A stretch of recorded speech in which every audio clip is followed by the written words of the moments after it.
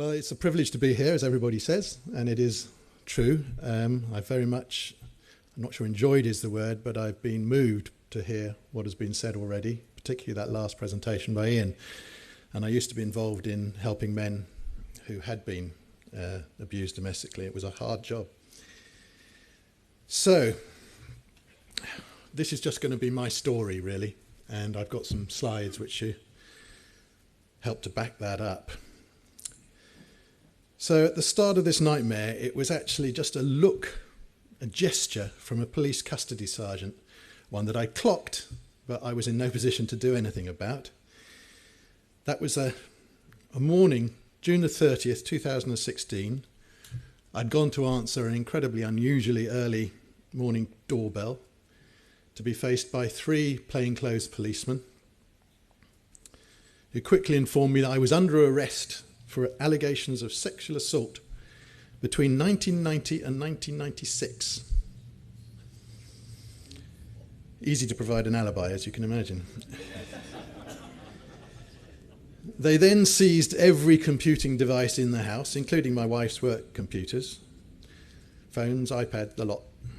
And then it was an hour and a half's drive in the back of their car to one of my old haunts, Cardiff Docklands.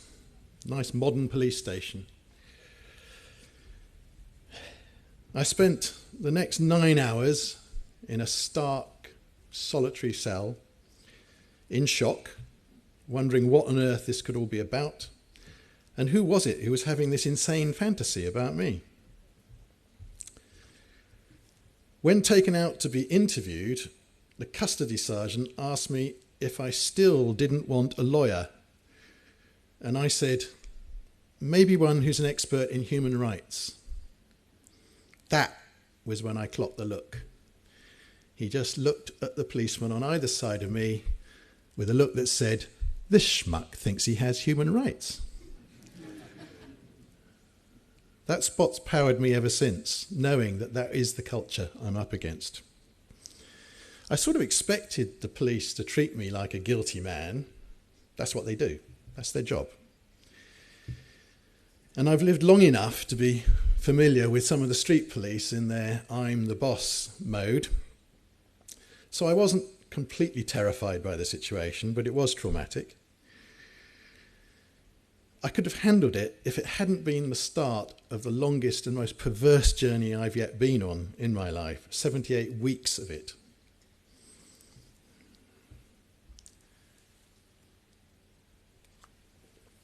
In all my years working in the mental health field, amongst other places, I've come across plenty of people with borderline personality disorder. It's got a similar cousin, but it's much more commonly diagnosed than histrionic personality disorder, which is what I believe my accuser has. This rarer form includes as key symptoms in the sufferer the love of a drama, the need to be the lead actor in any drama, and actually to believe the dramatic stories that they themselves have written. They pass lie detector tests, and they love survivors' forums. I know enough now, and have been badly damaged enough, to be absolutely uninterested in ever meeting a woman with that diagnosis again. The nation, UK, as a nation, we should be outraged. In this decade, we have detectives regularly dealing with women describing paedophile rape from over a quarter of a century ago, who apparently have no curiosity, no interest in why accusers might not be telling the truth about such things. The situation I was in, emerging from my fog of confused shock, was revealed after charges were made in April last year. 5 old men, I was the youngest at 61, had been arrested at one time and all their devices confiscated. The first summary evidence we received showed that a woman had described weekly child rape parties set up by her own father And these descriptions were in interviews led by sympathetic police officers, allowing her to go very slowly with frequent breaks into great detail over 18 hours, spread over 5 days. I say led by the police, but the evidence shows this accuser was busy wrapping those detectives around her little finger.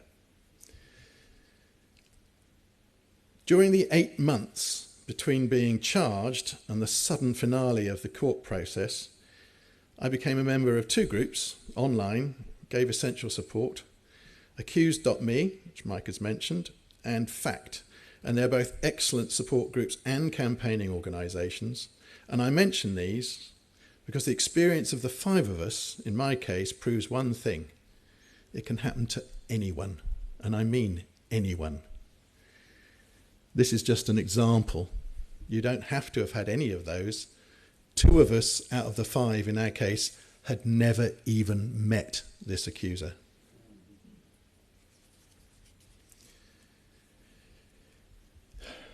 The other thing that can happen, as happened very commonly, suicidal depression, anxiety, insomnia, paranoia, agoraphobia, PTSD. These are just the common conditions reported by members of the support groups that I've been in and their partners. I think I'm talking to an audience here that understands the concept of men as victims, but in our country, it's not a role that anyone has ever accepted before, it seems to me. Most in the UK still appear blind to the facts and dismiss the idea that some crazy woman's fantasy of revenge against her long ago deceased father can be so enabled as to wreck the lives of 5 families so very easily. The wrecking happened on average last year over 100 times a day. Let me give you some key figures at this point.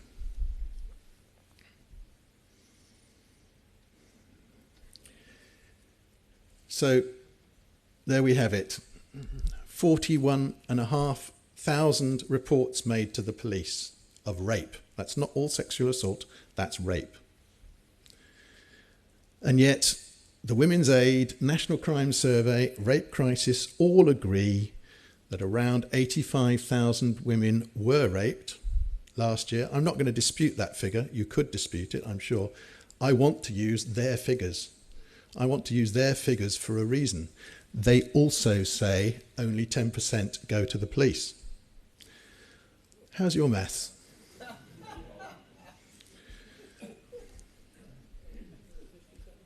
33,000 liars is what Women's Aid and the National Crime Survey are telling us is the figure for how many women went to the police who were not genuine rape victims. I can't get past those figures. Someone explain to me what's wrong there. I can't get past them. Surely there's some variations, but anything over 25,000, you start to wonder.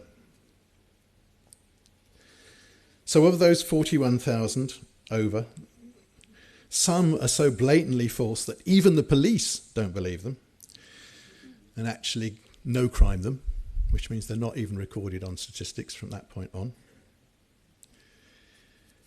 The Secret Barrister's excellent book, I would say otherwise excellent book, on our broken legal system, unfortunately falls straight into the repetition of the decades-old myth, now completely disproved. And that myth is that false allegations are rare.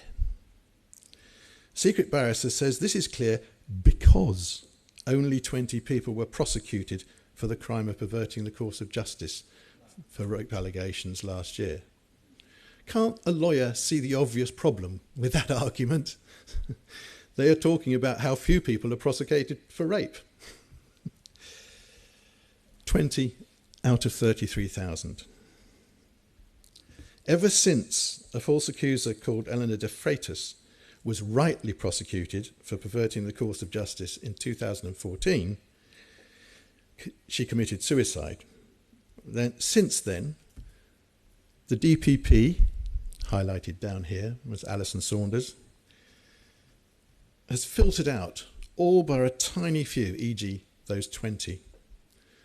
For prosecution, you have to go past the DPP's desk if you want to try and take a private prosecution against someone, as happened in that Eleanor de Freitas case.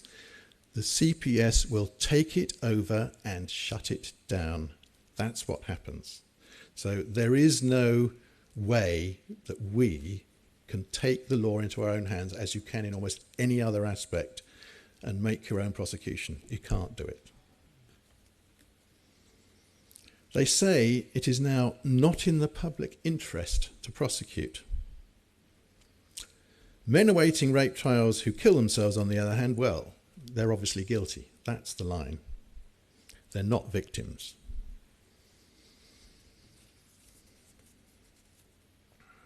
So, shall we have a look at what causes this? For example, in my case, Mrs. Anonymous for legal reasons. A big question is, how did she become a false accuser? What clues were there that she might decide to try and put 5 innocent old men in jail who were virtual or actual strangers? And it would have been until they died. For most of us, that would have been the reality.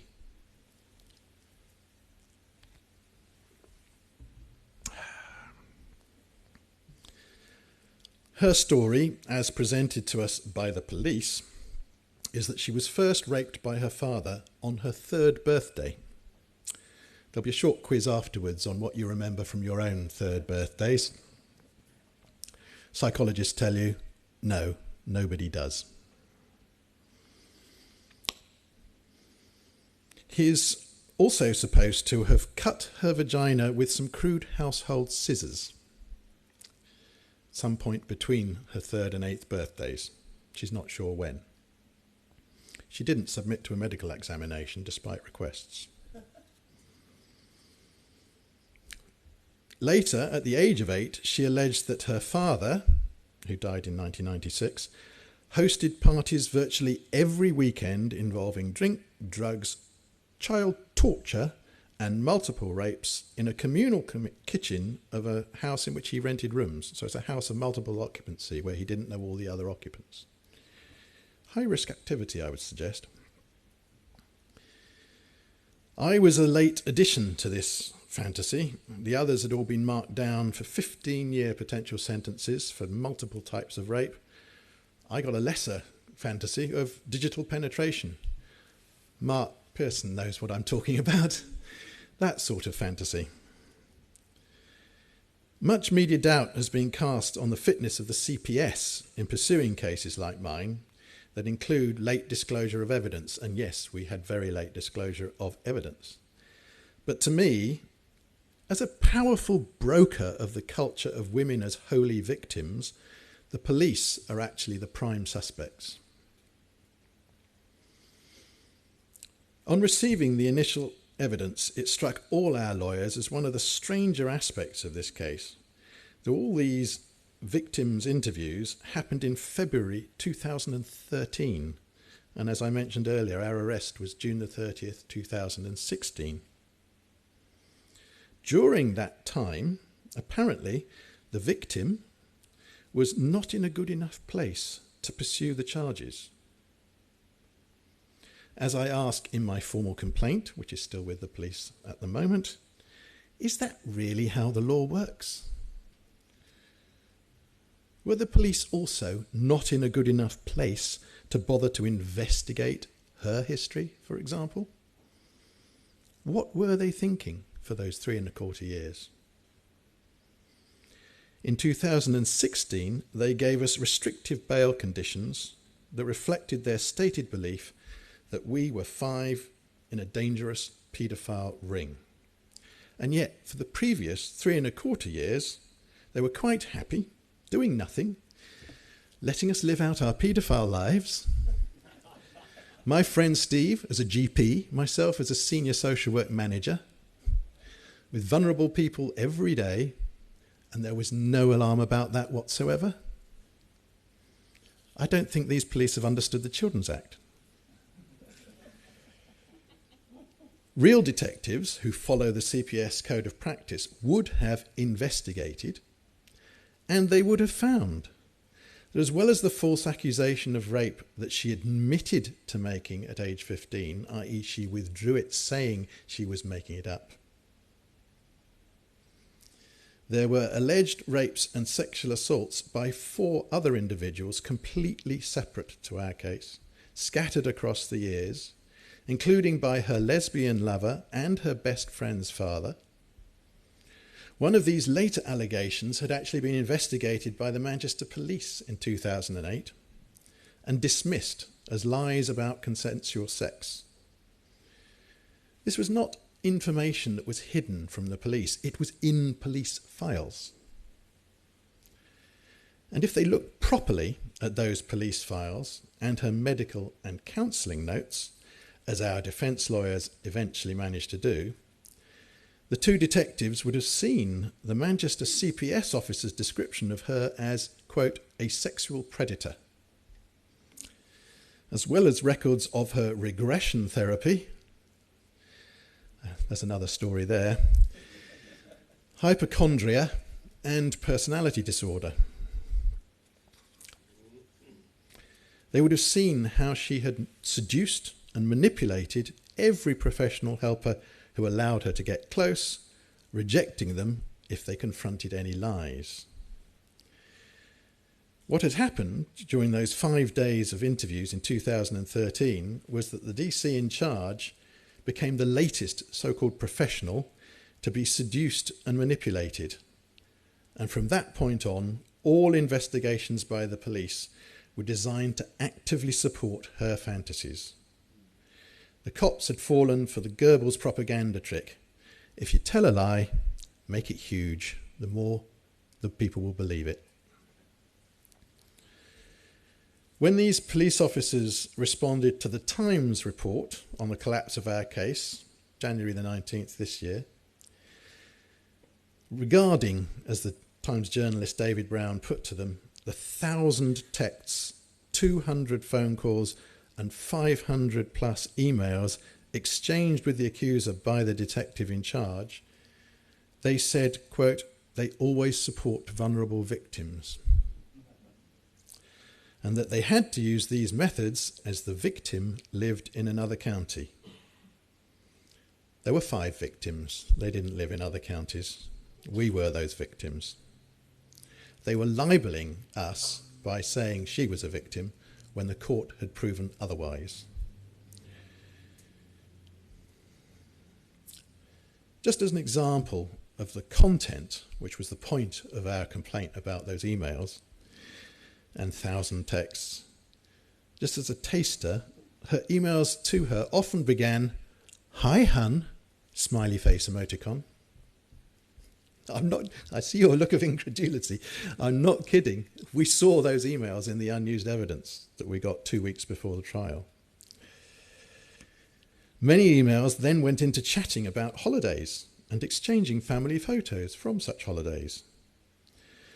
There was one email that actively encouraged her not to pay a bill, which was from a signed contractual counselling session, where the police officer said, "Don't pay it. There's no way she will use the law to make you pay."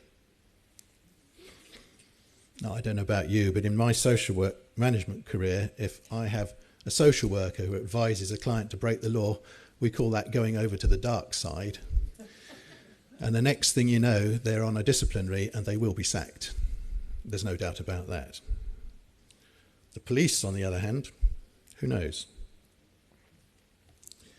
Other emails said when she was worried about ever seeing us again, as if she'd ever seen one of them, never seen him alive.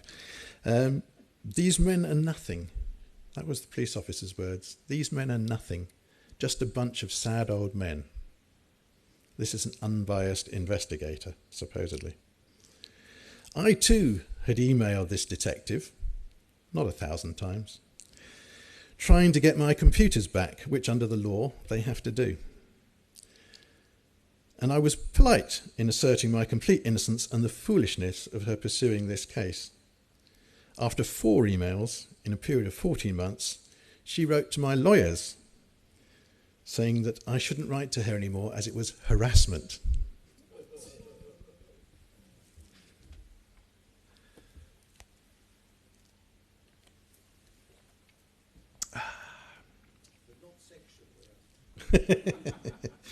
Oh, she'd probably try that.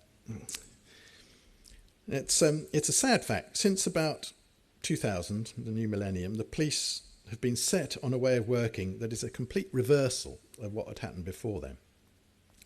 Up until around that time, it was genuine rape victims coming forward who were badly treated. And they were, let's be honest. The police were very dismissive. They would throw them out and say, you shouldn't have worn that skirt, blah, da, da, da, da, don't come back again, end of story. This got broadcast in a TV documentary and there was an uproar. But the response, typical, I suppose, in our society, was for the pendulum to go swing completely the other way. The answer was to believe all accusers. This has led to something far worse than rape victims being discarded with no justice. It's a perversion of the whole idea of equality and opportunity that feminism was supposed to be about. We now had the notion introduced of the infallible victim and the assumed guilty man. Infallible victim. That was really what we're talking here. And the assumed guilty man. Barristers have now publicly raised this issue, but for some reason none have mentioned this vicious circle that has led to this explosion recently in false allegations. The numbers that we're talking about here are something like 4 times what they were 5 years ago. 4 times as many false accusations being made is what I would say. They just say recorded incidents. CICA, the Criminal Injuries Compensation Authority, works in a way described by my own MP as shadowy. It is part of the triumvirate of factors that has caused this rise in allegations to shoot to record levels, whilst convictions have barely risen at all. The CICA money is paid out to accusers as long as they sign the forms agreeing to comply with the police investigation. Think about that for a minute. So the police actually help the accusers fill in those forms. Their motto might be, got to have a compliant complainant. Except they'd say victim, of course.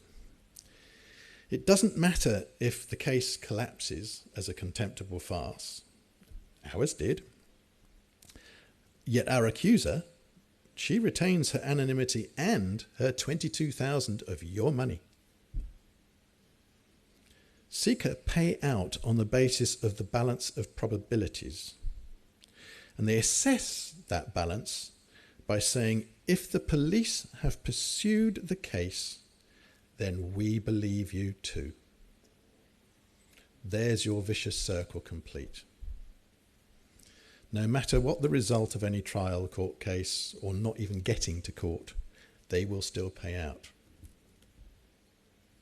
So she is actually one of very many hundreds walking away from a collapsed case with tens of thousands in taxpayers' money.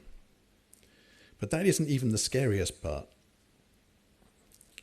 Given the Manchester farce, the case I told you about where it was all dismissed, and her continuing anonymity, what is to stop her going on to make a new set of allegations in a different police area?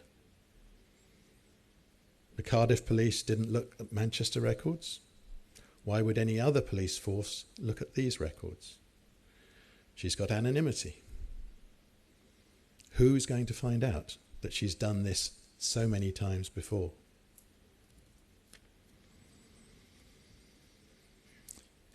So where was the public interest in her not being prosecuted for perverting the course of justice that Manchester time?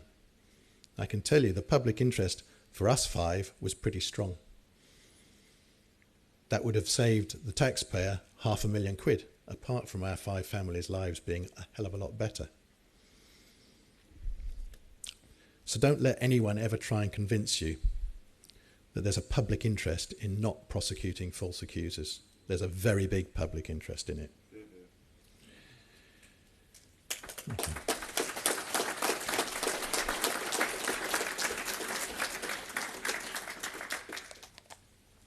Since the Savile scandal, Juries have had it reinforced that they may convict in rape cases on the basis of believing the accuser. Their testimony is enough on its own. No physical or corroborating evidence is actually necessary. That's in England. It's different in Scotland. This has helped police justify their approach that no other evidence need even be looked for. Some juries are now waking up to the reality that possibly half of rape cases presented involve women who lie about it and who are good at it. So good that false ideas, false data, dodgy statistics have been embedded in public discourse. Back in 1988, research in the USA showed a group of admitted false accusers, asked anonymously, saying why they tried to imprison innocent men.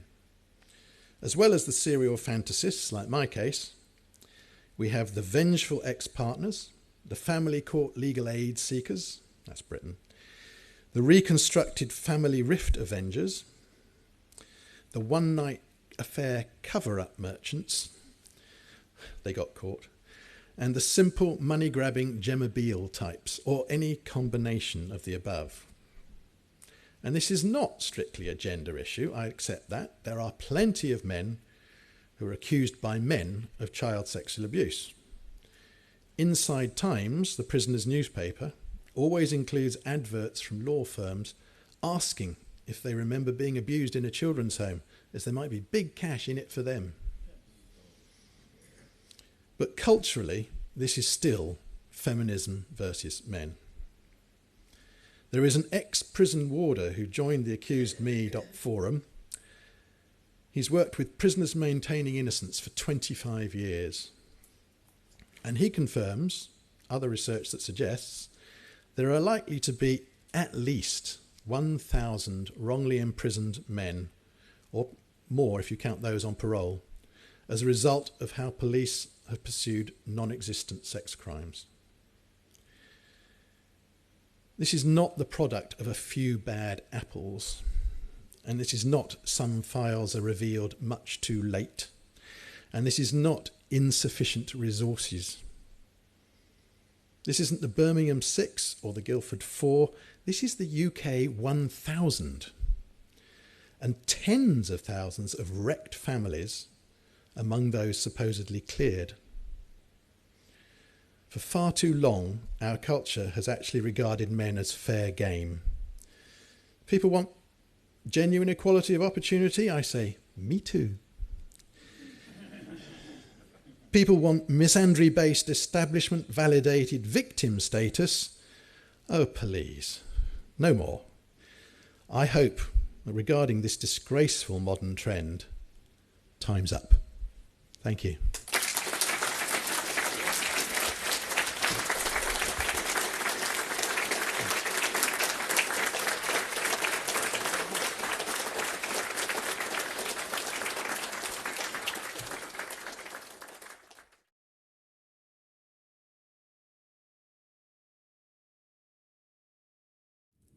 So I'm just putting this up there because someone pointed out before, I like to have a solution as well as exposing the problem. And one of the big things I'd like to point out, cash compensation. I believe, and there are many people from Germany here, that Germany changed from cash compensation to compensation in kind a little while ago. And there's some dispute about the actual figures, but ultimately I believe that this is a good way of discouraging the Gemma Beales. They don't want tons of therapy to help them because they were never bloody traumatized. They want cash. And once you take away the cash and offer them the therapy, hey, they don't make so many complaints. This public interest issue that I've raised, the we believe her, I would like to see a root and branch change in the way detectives are trained, because at the moment they have an instruction to investigate all evidence that turns away from their suspect. They never, ever do that. They never look at evidence that supports the suspect's innocence. I have come across no examples, not one. And then there's the wider public. This idea there's no smoke without fire. which we all suffer from, the stigma, which is why so many people like me have stayed silent. And when they've been set free or whatever, they've gone completely quiet. We must not allow that to happen. That's why I'm speaking today, because if we speak up enough, people will realise there are more people falsely accused than they ever thought possible.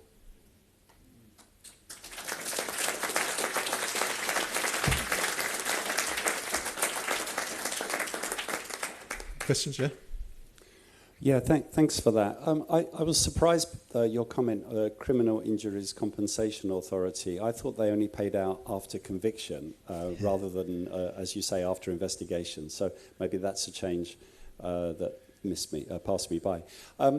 It used to be said that it was better that 100 guilty people went free rather than one innocent person go to prison. Maybe that should be changed now to it's better that 1,000 innocent people go to prison than one guilty person goes free. Unfortunately. Just on the issue of what you're doing about it, obviously the police won't prosecute the fantasists for perverting the course of justice, clearly, from what you've said. Are you interested, or have you tried taking a private prosecution, even if it's closed down by the CPS, as probably will happen? And also, have you made a civil claim for damages against them? Cliff Richard was successful this week, thank heavens, in making a successful claim against the BBC and the police for an unbelievable invasion of justice, although that was no charge was even brought in that case, and he was named, shamed, and shown on live television, or at least his house was. But the judgment in that case gives us hope in that the statement was that the person shouldn't be named at all until a charge has been made. And that would give us some protection from this. But just what are you doing about getting some compensation for you personally in this case? Well, I mean, all those are good points. And yes, it is shocking that seek a payout to people who have no conviction to go with it. But ultimately, yes, I've got a long-winded personal retribution sort of plan.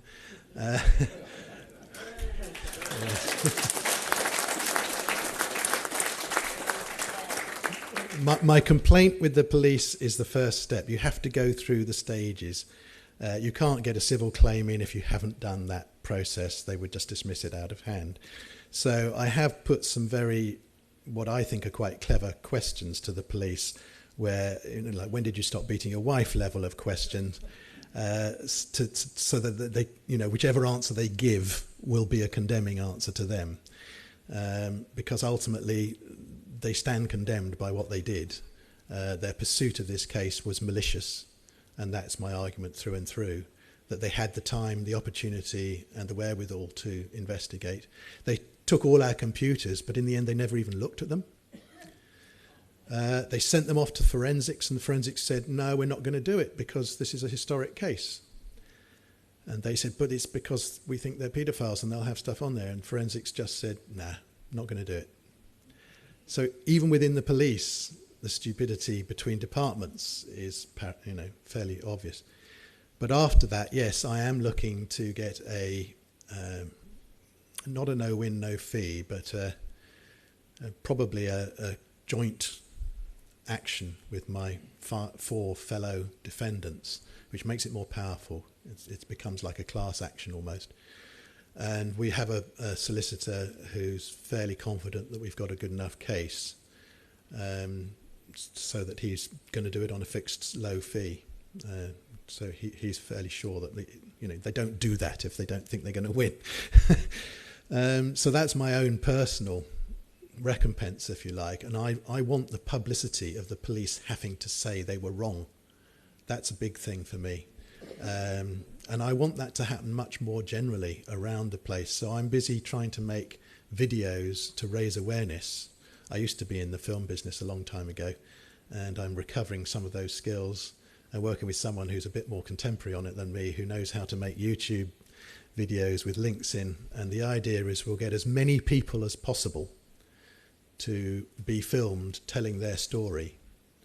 And at the end, we're going to have the cameraman turn around and say, yes, me too, the reporter, and yes, me too, the cameraman, and yes, me too, the sound recordist. We have all had this happen to us.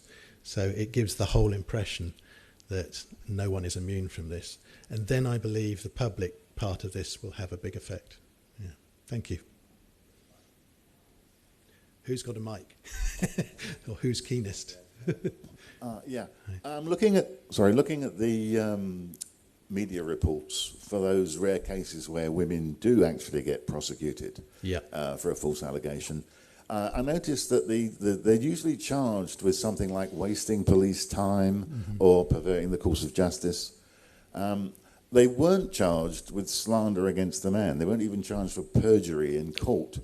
And I'm just wondering if that's usual, because it presents the state as the victim. The man isn't the victim of slander. The state is the victim of wasting police time or perverting the course of justice. Do you know of any cases where the victimhood of the man has been recognised by what the woman was charged with? With slander, it's a civil offence, and so it would be down to the civil courts. So that wouldn't be something that the CPS would charge with. Wasting police time is a much more minor offence than perverting the course of justice. And to be honest with you, cutting to the chase, I want them to go for perverting the course of justice. It's got a maximum life imprisonment as the sentence. That's how serious it is.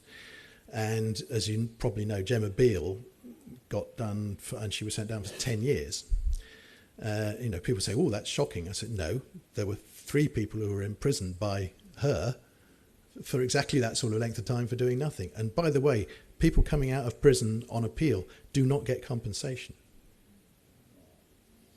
They've been trying, and there are appeals in again right now to try and get that, but they don't. And the prison authorities and the government have the nerve to say that they have benefited from the free board and lodging they got.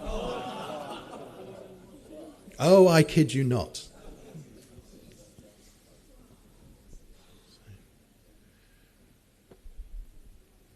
There's one there. Hi there. Hi. If there aren't any legal issues, you mentioned that your accuser didn't even met you. How did she obtain your name? Her mother. There's the short answer. Her mother used to work for me and didn't like me. Possible connection there, I think. And with the others, one of them was a mistaken identity. Pretty sure that he wasn't even the guy that she was thinking of. She just got the name wrong and then confirmed it afterwards. The police, in their lack of checking this sort of thing through, are the ones I feel. This woman, crazy fantasist, without the police, she would have just been treated by the services for having a completely bizarre mental health problem. It's the fact that the police believe her that's caused the problems.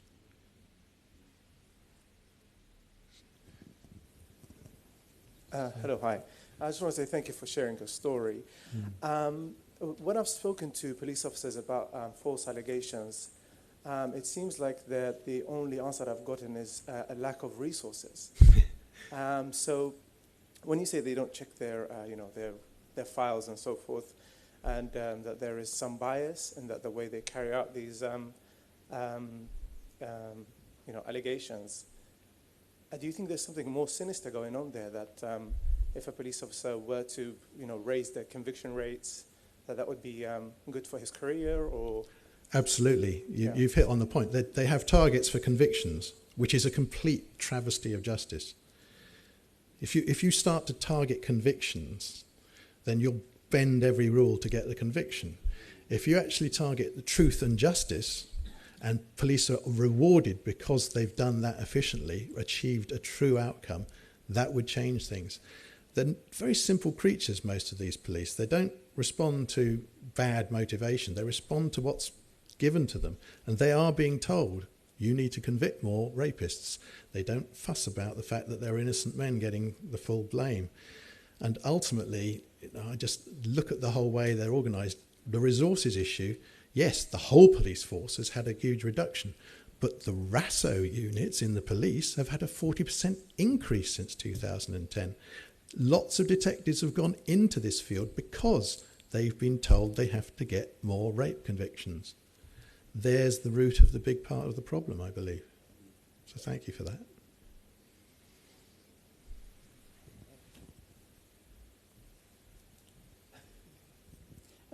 2 questions. One, what is the percentage of male and female police officers in your case and in the CPS? The second question is, you said 50% false allegations. It would be very nice to have that as an evidence that you could refer to in other discussions, because the feminists you're up against say it's 2%. It's nice to have, okay, it's documented, it's about 50%. So where's that evidence? Can you refer to it? Those two questions. Yeah.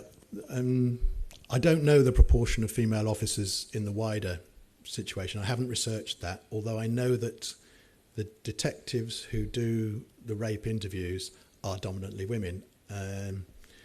We also, we know that they're nearly always a male-female partner that go out, so that would suggest that it's possibly 50-50. I don't know, because the police force is huge. If there's 41,500 reports, can I get that back? Oh, no, that one. Bling! Yeah, if there are 41,500 records being made just last year, you think that all those are going to be investigated.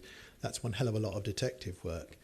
I suspect that an awful lot of them are dismissed without even getting to detective, because there are several cases are reported that are obviously fantasy, obvious fantasies straight off. Sorry, what was the second? The how to back up these figures? Well, this is where I've got mine from. There are no definite figures regarding the total number of people raped. We only have surveys that are then extrapolated to larger population. But the National Crime Survey is a very large survey, and it's relied upon by lots in government. So this is why I've used these figures. They may be disputed, and you can dispute them till the cows come home. But when those figures are blessed by Women's Aid and the government, I like to use them because it kind of cuts the ground from under their feet. 85,000 sounds quite high to me for a country the size of Britain for the number of women raped in 1 year. But let's say it's accurate. But if only 10% go to the police, and I am ready to believe that because I know quite a few rape victims, I'm married to one, they never went to the police. And they wouldn't. Because going to the police means reliving your horrible trauma over and over again, possibly going to court and it becoming worse. So most genuine trauma victims don't do it. Hats off to those who do. Hats off to them. If they're that brave and they can go through with it, brilliant. But the idea that only 10% go seems, accurate to me. I would be very surprised if more than that did go. That gives you a figure of 8,500, and yet there were 41,500 recorded accusations. So logic just, it shouts at you, doesn't it? I mean, even if there's what they call statistical error, you can't get from 33,000 down to a few hundred or a few, quote, feminism. It doesn't work. Okay. Thanks very much. Very good, thank you.